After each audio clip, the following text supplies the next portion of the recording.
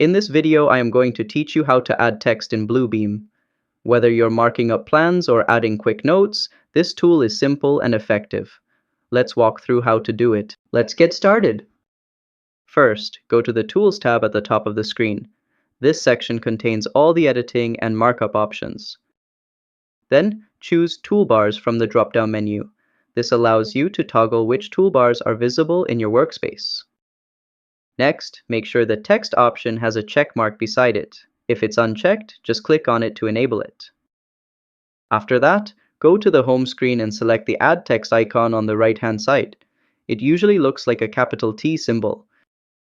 Then, click anywhere on your PDF to type your desired text. You can also adjust the font size, color, and formatting in the Properties bar. And that's how easy it is to add text in Bluebeam.